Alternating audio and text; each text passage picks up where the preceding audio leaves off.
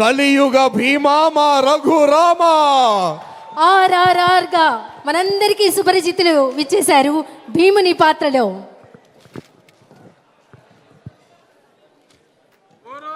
మాయాజ్యోత విజయ మధు మదోన్మత్త సుయోధన దారుని రాజ్య సంపద మదంబున కోమలి కృష్ణ జూచి రంబోరు నిజోరు దేశమున నుండగ పెంచిన ఈ ధురాత్మ దుర్వారమదీయ బాహు పరివర్తిత చండ గదా విఘాత భగ్నోరు రుధోరు చేసద సుయోధనుగ్ర రణాంగ్రలంబునన్.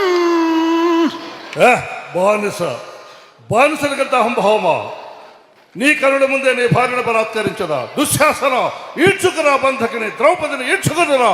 ఏ దుశ్శాసన, గురు రుద్ధ బాంధవులనే చూచుచుండ మదో గురుడై ద్రౌపదినిట్లు చేసిన కలం దుశ్శాసనం.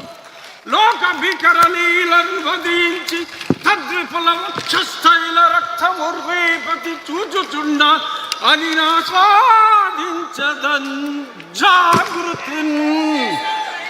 ఇంకొక మాట, నా జన్మదినము నాడు నన్ను కారాగారములో బంధించిన ఈ అభినవ దుర్యోధన దుశ్శాసన కీచకులను ఈ శ్రీకృష్ణుని అండతో ఆ నికృష్టులను పరిమార్చద.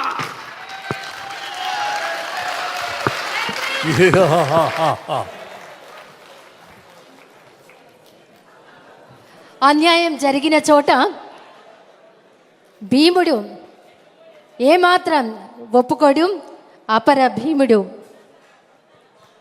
RRR మన డిప్యూటీ స్పీకర్ రఘురామకృష్ణన్ రాజు గారు భీముడి ఏకపాత్రాభినయం మరొక్కసారి గట్టిగా మనం కరతాళ ధ్వనులు అందిద్దాం.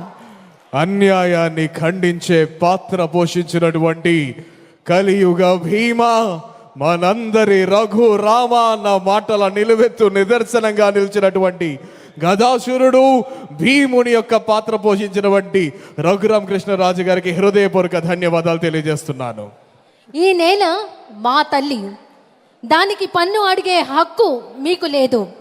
ధైర్యం ఉన్నవాడే రాజు, భయపడేవాడు దాసుడు. స్వేచ్ఛ కోసం పోరాడడం మా హక్కు. ఈ మాటలు వినగానే మనందరికీ తెలుసు ఆ పాత్ర మన కళ్ళ ముందు మెదులుతుంది.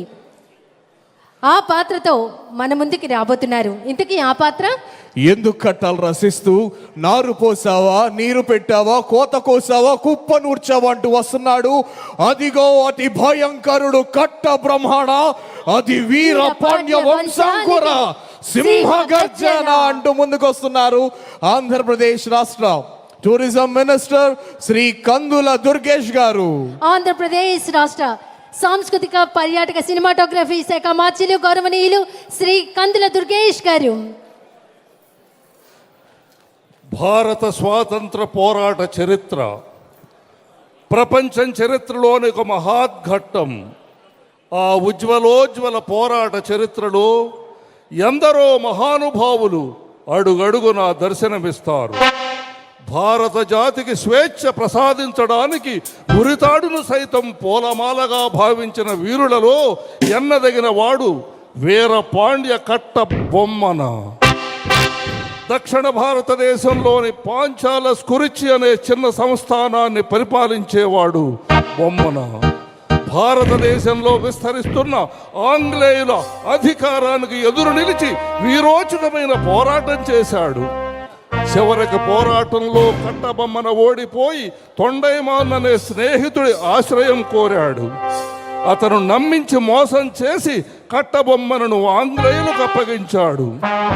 హైదరు కోటలో బ్యానర్ మ్యాన్ అనే ఆంగ్ల అధికారి విచారణ చేసి ఉరిశిక్ష విధించాడు కట్టబొమ్మనకు.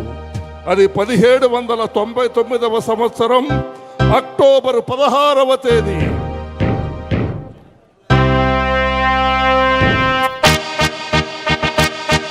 లైట్స్ డిమ్ చేయండి.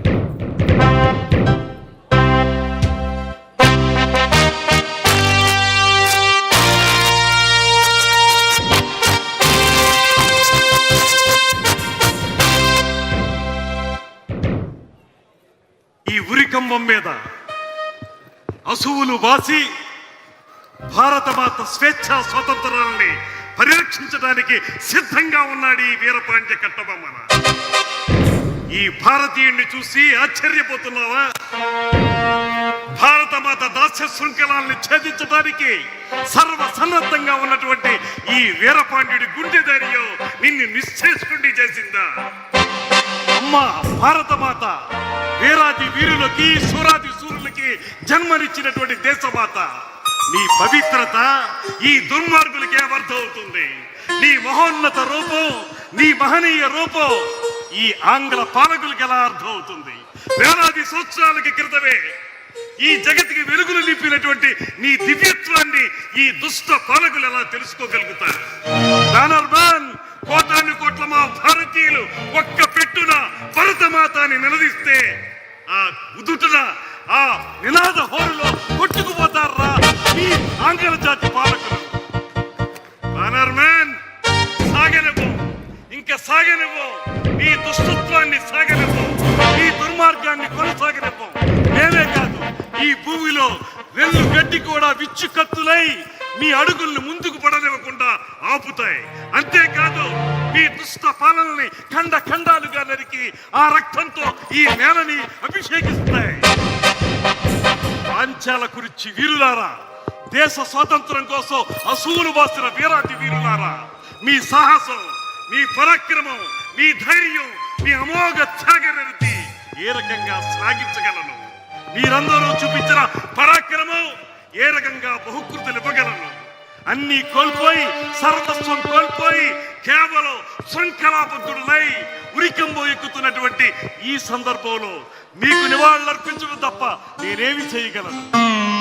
సేనాని వీరయ్య దేవ, మీ యొక్క ప్రత్యేకత నన్ను పరవశింపజేస్తుంది. మహామంత్రి శివసుబ్రహ్మణ్యం పిళ్ళే గారు, నీకెలా వందనాలు సమర్పించగలను? దేవి చెక్కమ్మ, వీర తిలకం దిద్ది యుద్ధరంగానికి నన్ను సాగలంపినటువంటి దేవి, నిన్ను భార్యగా పొందిన నేనెంతటి అదృష్టవంతుణ్ణి. అమ్మా పాండ్యదాత్రి జక్కమ్మ, ఇలవేల్పు జక్కమ్మ, కులదైవమైన కార్తికేయ, మీ అందరికీ ఇదే నా వందనాలు సమర్పించుకుంటున్నాను. ఓ మృత్యుదేవత, రా కౌగులించుకో. ఈ దేశం కోసం వీర పాండ్యుడు వీరమరణం పొందడానికి సిద్ధంగా ఉన్నాడు. జై భరతమాత, జై భరతమాత, జై భరతమాత.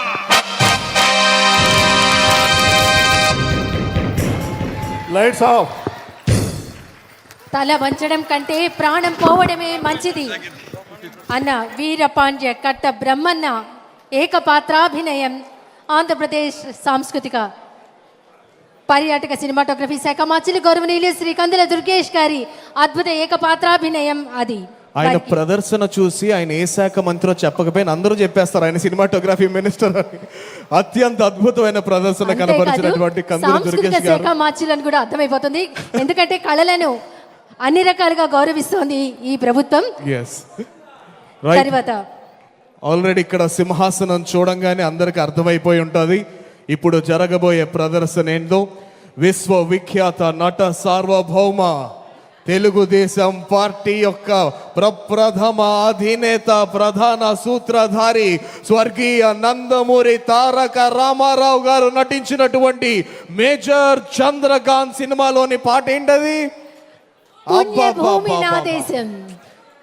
జాలాది వారు రచించినటువంటి పుణ్యభూమి నా దేశం నమో నమామి అన్న ఆ పాటకి మన శాసన సభ్యులు తమదైన రీతిలో అద్భుతమైనటువంటి నటనతో ఈ సాంస్కృతిక శోభను మరింత పెంచేందుకు వేదిక మీదకు విచ్చేస్తున్నారు. తరాలు మారిన ఆ పాటలోని గర్వం మారదు. పండిత పామర వృద్ధ బాల తారతమ్యం లేకుండా తనువులోని అణువణువును రోమాంచితం చేసి దేశభక్తి గీతం పుణ్యభూమి నా దేశం నమో నమామి అనే గీతంతో అద్భుతమైన వైభవపేతమైన ప్రదర్శన గావించబోతున్నారు శాసనసభ్యులు. జాలాది వారి అద్భుత రచన ఆ గీతం మన ముందుకు విచ్చేస్తున్నారు శాసనసభ్యులు తమదైన నటనతో.